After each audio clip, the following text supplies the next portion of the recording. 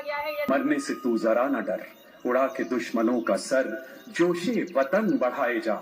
ये जिंदगी है कौम की, तू कौम पे लुटाए जा।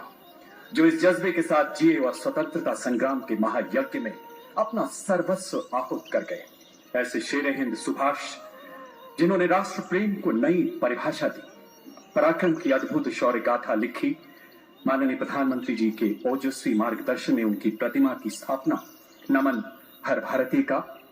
नेताजी की जीवन यात्रा एवं उनकी प्रतिमा के निर्माण की कुछ झलकियां देखते हैं इस ऑडियो विजुअल के माध्यम से।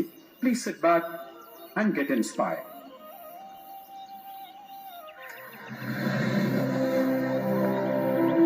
भारत की आजादी के 75 साल आज हम उत्सव के रूप में मना रहे हैं। इस बेशकीमती आजादी को पाने में लाखों सेनानियों को प्रेरित किया नेताजी सुभाष चंद्र बोस ने। क्या अमीर, क्या गरीब, हर भारतीय के दिल में नेताजी ने ऐसी आग प्रज्वलित की जिसने न केवल भारत को स्वतंत्र किया बल्कि ब्रिटिश साम्राज्य की नींव को ध्वस्त कर दिया।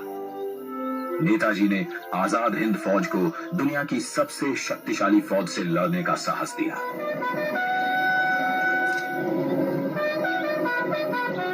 भारत की पहली अंतरिम सरकार की स्थापना की और 21 अक्टूबर 1943 को पहली बार भारत की धरती पर राष्ट्रीय ध्वज फहराया।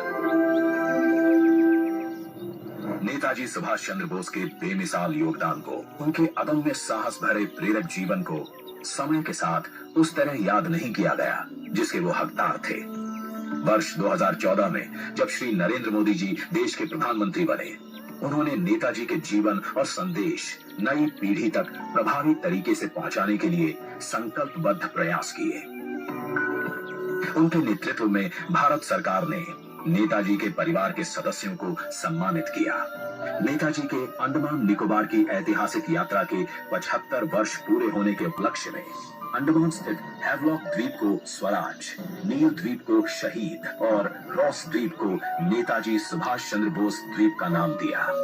लाल किले में नेताजी को समर्पित संग्रहालय और कोलकाता के विक्टोरिया मेमोरियल में विप्लवी भारत गैलरी बनाई।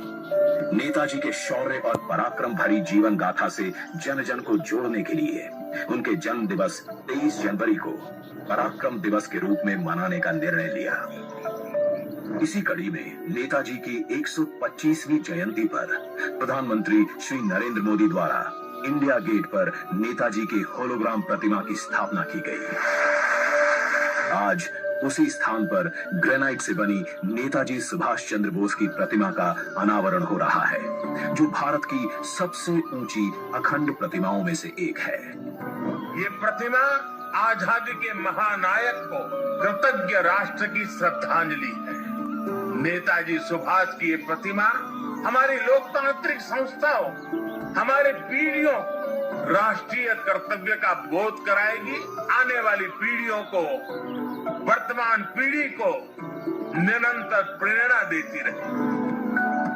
आइए दिल्ली के इंडिया गेट पर देखिए 28 फीट ऊंची, 6 फीट चौड़ी नेताजी सुभाष चंद्र बोस की भव्य प्रतिमा। ये स्थान जो वर्षों से रिक्त पड़ा था, आज आजादी के संदेश से आबाद है। तेलंगाना से 1665 किलोमीटर का सफर तय कर 280 मेट्रिक टन ग्रेनाइट सिल्ली दिल्ली पहुंची।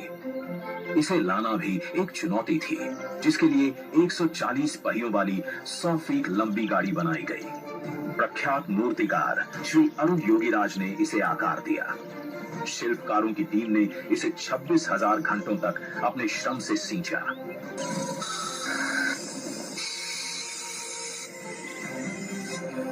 और हमें दिया नेताजी को नमन करने और कृतज्ञता प्रकट करने का अवसर। देश के लिए जीने मरने की हमेशा प्रेरणा देती रहेगी ये प्रतिमा।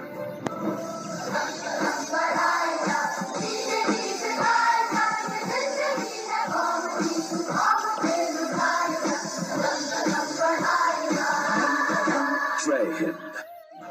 और नए संसद भवन की ओर ये कर्तव्य पथ प्रतिबिंब है विश्व पटल पर अपनी नई पहचान बनाते, तेजी से विकास करते नए भारत का।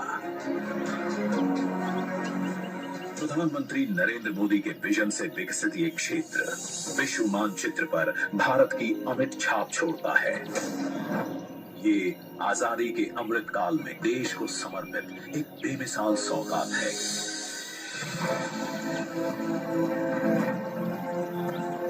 गुलामी की जंजीरों में जकड़ा हुआ ये क्षेत्र सेंट्रल विस्टा के नाम से 13 फरवरी 1931 को देश को मिला था। स्वतंत्रता के 75 साल में इसका स्वरूप तो बदला, लेकिन 2022 के भारत के अनुरूप इसमें कुछ अहम बदलाव जरूरी थे। इसके पुराने स्वरूप में मौजूद गुलामों की याद दिलाते अवशेषों से अमृत काल में मुक्ति जरूरी थी।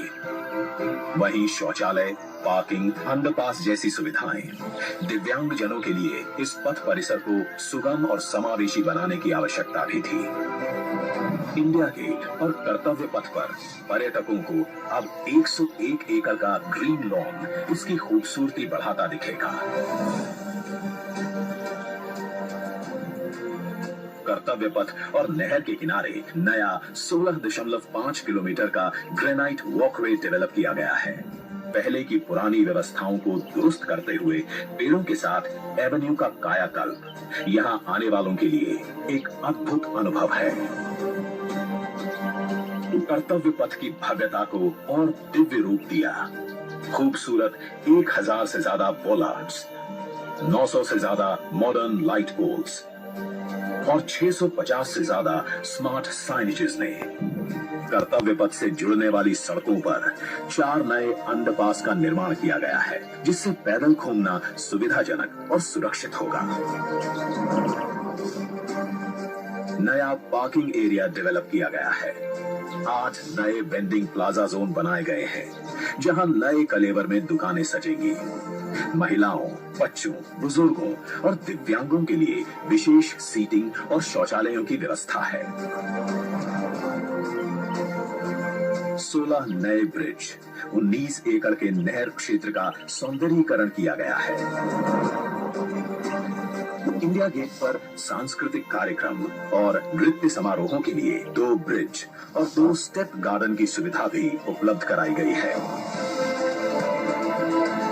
प्रकृति संरक्षण और आधुनिकता का संतुलन बनाते हुए दुनिया के सबसे बड़े लोकतंत्र से पूरे विश्व को कर्तव्य पथ हमारी गरिमामयी विरासत के साथ आधुनिक, सशक्त और समृद्ध भारतवर्ष का संदेश दे रहा है।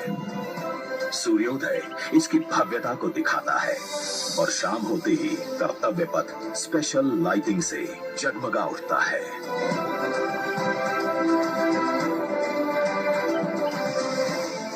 इतिहास के अनमोल पल अपने में समेटे ये कर्तव्य पथ अब नए भारत की नई अंगड़ाई है। प्रधानमंत्री नरेंद्र मोदी का ये विजन भारत के अमृत काल का प्रतिबिंब है। आज साकार होने को है।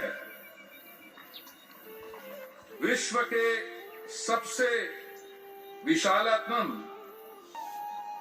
पुराने और जीवंत डेमोक्रेसी भारत के पूरे गवर्नेंस इंफ्रास्ट्रक्चर, एग्जीक्यूटिव और लेजिस्लेटिव, उसको 20वीं सदी और कॉलोनियल युग से निकालकर 21वीं सदी, जो भारत की सदी कही जा रही है, लाने का और सक्षम बनाने का ये प्रोजेक्ट है। इस महत्वाकांक्षी और अत्यंत आवश्यक प्रोजेक्ट के पहले चरण में कर्तव्य पथ का आज उद्घाटन किया जा रहा है। कर्तव्य पथ का नव भारत की राजधानी दिल्ली, नई दिल्ली का हृदय है। इसका विश्व स्तरीय रूप से सृजन करना हमारी आकांक्षा ही नहीं, हमारा कर्तव्य भी है। माननीय प्रधानमंत्री जी, आपने 15 अगस्त 2022 को लाल किला से देश को संबोधित करते हुए देशवासियों को 2047 तक पंचप्रण का आह्वान किया था। इसका ये जीता जागता उदाहरण है। विकसित भारत का बड़ा संकल्प अपने अंदर गुलामी का एक भी अंश नहीं रहने देना चाहिए। हमें हमारी विरासत पर गर्व होना चाहिए। हमें एकता और एकजुटता के साथ रहना है और प्रत्येक नागरिक को अपने कर्तव्य का पालन करना चाहिए। आज कर्तव्य पथ के शुभ आरंभ के समय ऐसा लग रहा है कि 130 करोड़ भारतवासियों के अमृतकाल का सपना साकार करने का भव्य पथ हमारे सामने खुल रहा है। राजपथ का नाम कर्तव्य पथ करने का निर्णय इस बात की याद दिलाएगा कि लोक सेवा का मूल सार जनता पर राज करना नहीं, बल्कि जनता की सेवा करना ही हमारा कर्तव्य है। इस पथ को artery of governance of the people, by the people and for the people कह सकते हैं। जैसे कि आप देखेंगे, ये परिवर्तित पथ पूर्ण रूप से सौंदर्य और सुविधा का मिलाप है और आंतरिक रूप में से ये एक ग्रीन प्रोजेक्ट है। आज के उद्घाटन के बाद आम जनता इन सब का पूरा तरह से आनंद ले सकेगी। महानुभावों, इस पथ पर चलकर हम सही मायने में भारत के विकास का इतिहास लिखने जा रहे हैं। ये पथ है सबके पंचप्रण का, प्रयास का और प्रगति का। इसी तरह आज नेताजी सुभाष चंद्र बोस की प्रतिमा का अनावरण इस बात का प्रतीक है कि हमारा देश इस महान सुपुत्र के बलिदान के लिए सदैव कृतज्ञ रहेगा और उनसे हमेशा देशभक्ति की प्रेरणा मिलती रहेगी। धन्यवाद। का प्रतिफल मानो उन चंद लम्हों में सिमट आया था। आजादी की उन पावन पुनीत घड़ियों के जयघोष को 15 अगस्त 1947 के दिन ही मशहूर शास्त्रीय संगीतकार स्वर्गीय पंडित श्री कृष्ण रातन जनकर पद्म भूषण ने एक मंगल गान के रूप में सुरबद्ध किया। देवी और सज्जनों, राग मालकोश पर आधारित इस बंदिश को स्वर्गीय C.R. व्यास पद्म भूषण द्वारा गहन खोज के बाद निकाला गया।